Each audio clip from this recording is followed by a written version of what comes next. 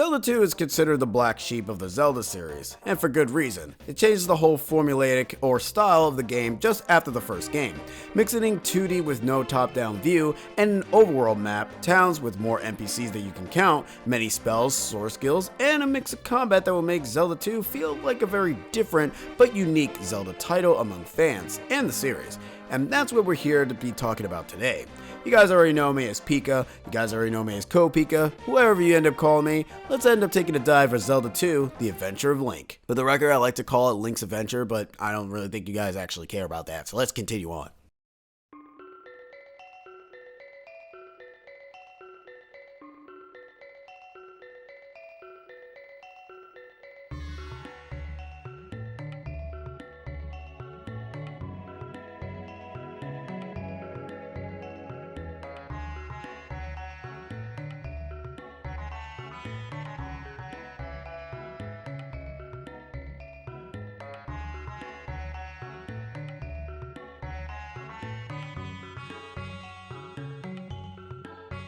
The story of Zelda 2 is shown to you the same way as Zelda 1, but to give a quick rundown, Link is tasked by Impa to go and conquer 6 palaces and obtain the Triforce of Courage in the Great Palace to help save a sleeping Zelda. The first thing to note here is that the task is not at all easy. The 6 palaces are swarming with the King's special forces, and they will stop at nothing to test Link's abilities to obtain such a relic. Luckily enough, Link this time around is sporting better mobility and also packing some new tricks. Zelda 2 takes on a more 2D approach and implements RPG-like elements to the game. They are not on par with RPGs like Final Fantasy or Dragon Quest, but have a very simple RPG style. Every time you kill an enemy, you will receive some EXP. Once you reach the experience goal, one of your many stats, consisting of attack, magic, and health, will be increased. You can't choose a growth stat. You have to end up meeting the experience quota to level up said stat. So sadly, you can't be overpowered. Meanwhile, you will find old magic men in the many towns of the game that you will be visiting. That will also grant you many spells in the game. The first one being Shield. This allows you to cut damage in half. You have the Jump spell, which increases Link's jump height. The Life spell, which allows you to heal yourself for the cost of a lot of MP. Fairy spell allows you to turn into a fairy, which is in tow, allows you to slip past keyholes if you don't have a key. Fireballs, which allows you to shoot out fireballs from your sword by also taking out thick armor-plated enemies such as Tektites and Dodongos. Reflect allows you to bounce back spells while also being able to block fireball attacks. The spell, which allows you to turn enemies into slimes, but also being able to be granting you the key that allows you to unlock any door. And the final spell, Thunder, which is a nuke spell for the most part, but is required to defeat the final boss. Now, Link can also learn 2 sword skills, one being the downward stab and one being the upward stab. Both of these moves are pretty useful depending on the situation. With all these spells and moves in hand, it does look like Link will have no trouble in dealing with foes. Spells cost a lot but can be decreased as you collect more magic potions. Magic potions are scattered throughout Hyrule, and NPCs can give you hints to where a few of them might be. This is also the same with heart pieces as well. The magic potions are needed to get both the final potion and the spell to proceed with the game. But the main focus is not the towns or the old men that you can end up fighting. It's more so the 6 palaces. Throughout your journey of Hyrule, you will have to beat these 2D-like levels to proceed with the game. The enemies are a little bit harder, and the platforming can be a bit rough with some enemy placements. You also will have to be careful because this time around, Link can game over, and game overing has 2 consequences. 1, you will lose all your experience and return back to 0. And 2, with the exception of the final palace, if you game over at all, you're sent back to Zelda's sleeping chamber, which is the start of the game. Now, it's not too bad once you've gotten the hammer, since this cut down backtracking by a lot, but early game, this can be annoying and also a little bit tedious. Now, you start out with 3 lives, and you can increase this by obtaining the rare hidden Link dolls. Link dolls increase your life count by 1 and do not respawn, so fair warning, do not collect these until you are heading to the Great Palace. Every palace has 1 item to get and a boss at the very end. Once you've gotten the item at the palace and also have beaten the boss, the palace becomes inaccessible. You will need all the items in the palace to proceed to different parts of the map. For example, in Palace 3, you end up obtaining the raft to gain access to the next island to the east, so be sure to grab these. The challenge in this game does not stem from the overall enemies. but more so areas with bottomless pits and for the first time fighting a tough enemy.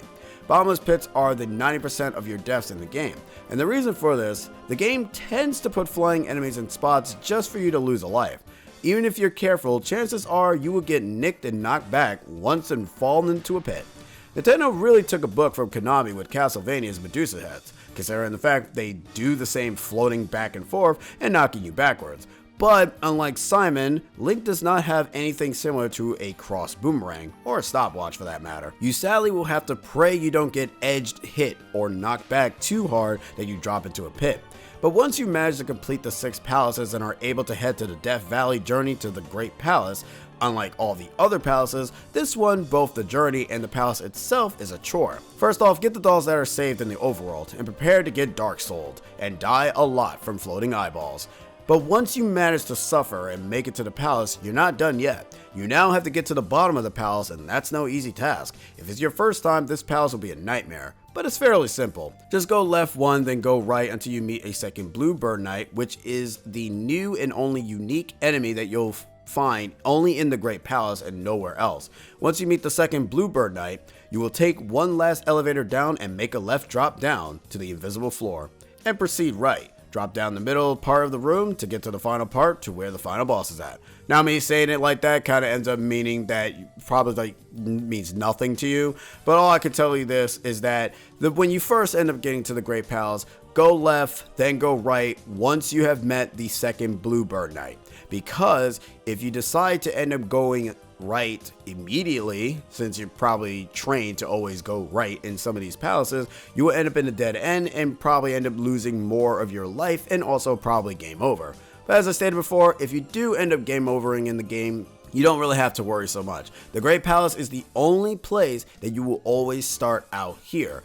Nintendo was kind of nice to give you a checkpoint to the Great Palace. Don't know why they couldn't really give you that for the other palaces, but whatever. Which is kind of funny that they don't do that for Zelda 2, but in Zelda 1, they managed to actually give you a checkpoint, so you don't get sent back to the very beginning of the dungeon. So I don't know. Or as I say, you don't have to make the trip back to the dungeon just to end up dying again. So I don't really understand their design philosophy around that.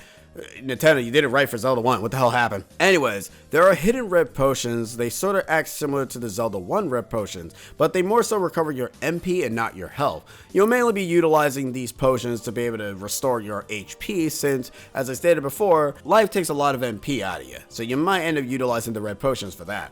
But once you've gotten to the Thunderbird, be sure to of course use the Thunder Spell to show his weakness, and proceed to stab him in the core, aka the head, until it dies. Once defeated, you're not done yet. You have one more fight before you can finish the game, and that is Darkling, which is his very first debut in this game in particular. You can deal with him in two ways. You can jump stab him until you have a chance of hitting him in the head, or you can end up standing over to the left side of the arena and keep stabbing him until you stab his little legs. Whatever you pick is your choice. It doesn't really matter to me. But hey, once you've beaten the game, you can finally end up having a sigh of relief. You know, it's kind of interesting. The original video was actually longer, but this is actually shorter, and I have a much better appreciation with Zelda 2. I managed to beat it twice, one on my first playthrough and two on my stream. It was pretty interesting to see how fast I was able to just get past all 6 dungeons and also get to the final boss. I did find out though that if you have low strength and also not a lot of HP in terms of magic containers, or heart containers for that matter, the boss is kind of hard because the Thunder Spell takes a maximum of a lot of your MP. If you're at MP 6, it will take a total of probably 120, which is pretty much all of your MP. And you wouldn't even know that because the MP bar doesn't really show you an exact number. But let me just tell you that that is a lot, and you won't have the capabilities of putting up a shield, because the Thunderbird does do a lot of damage, and if you are not at full heart piece, like say, for instance, you're not at full 8, because that is the maximum of all your stats, both attack and magic, you will take 2 hits to be able to die. And without shield, you will basically take the full brunt of that attack. So you only end up getting like 2 chances of getting hit twice. And it's very easy to get hit considering how the Thunderbird ends up starting to shoot his fireballs sporadically. Overall, with all that problems and issues with the game, aside from momentum, knockback, and all that other stuff, I actually appreciate Zelda 2 for what it is. It's a unique Zelda title, and it's something that I'm kind of hoping Tears of a Kingdom ends up taking inspiration for the most part. What I mean is that considering the fact that we might be doing the same similar feat like in Zelda 2 with the whole us having these magical gems to already at our disposal, and we need to implement them into these temples, which is kind of what I'm hoping for Tears of a Kingdom.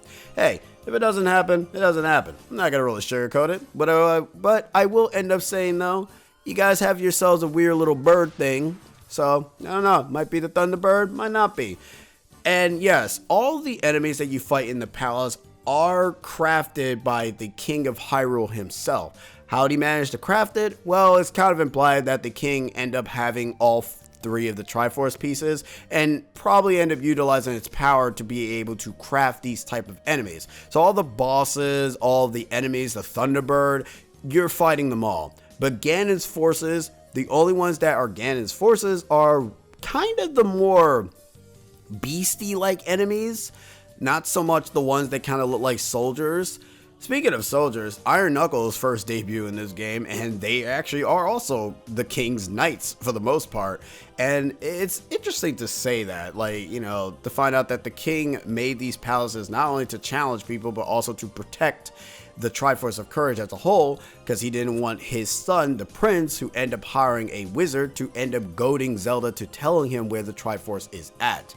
But since, you know, Zelda didn't tell him, because that's how Zelda be, the wizard got mad because the wizard is one of the followers of Ganon and ends up basically zapping Zelda and putting her to sleep. It's kind of weird that the magic bounced off all over the place and also killed him too. I mean, hey, you know, you do what you do.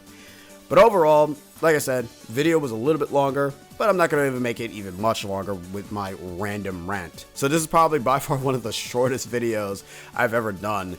Don't worry, it's probably going to be longer in the next game. But that's the end of Zelda 2, folks. I hope you guys end up enjoying it and have a little bit of a different perspective for this game. It's not that hard once you figured out how to end up fighting all the enemies. Most of them can be killed by jump stabbing them, and 90% of the dungeons, deaths, is mainly you just falling in the bottomless pits. I know I said that you could probably just take your time, but in reality, if you're playing this off of an emulator or in the virtual console, you have save states. Use it if you must. If you do not wish to use save states, then hey, I'm not going to blame you. It doesn't really matter. I will also end up saying I like to thank everybody who ends up answering the one specific question to decide if I should record this game with the special edition in mind. The special edition allows you to retain all your stats to 8, and it also allows you to have all the spells in the game. This ends up only cutting back on not being able to talk to the old men, but it will end up allowing you to defeat half of the dungeons without any issues. But what could come as a problem with this is that since you have all of these spells at your disposal, kind of ends up making the game easy. But hey, that's the point. You're trying to make the game easy for yourself. You play the game however you wish. I decided to play it raw because, well, first off, I only use the rewind feature only against cheap deaths, but at the Great Palace I decided to not use it, so I did play the palace raw. Not the palaces themselves, because most of them were kind of annoying, but the Great Palace, I decided to end up doing it legit. The Valley of Death area was not really fun for me at all. 90% of all of my dolls all got sucked away because of the journey. But that's neither here or there. I've been Pika. You guys already know me. I know it's been a while. Wasn't able to end up getting a video out last month, but hey, this month is now. So you guys have yourselves a little bit of a dose of a Christmas video before, you know, the holidays actually roll in. Anyways, I've been Pika, and I'll be seeing you guys in the next video. Obviously, the next Zelda title that we'll be looking at is The Legend of Zelda: A Link to the Past. But until then, I have to get back to a certain Keyblade wielder before I end up going insane, and before Kingdom Hearts 4 actually comes out. See you guys next time in the next Electrified video, and have yourselves a wonderful day. Laters!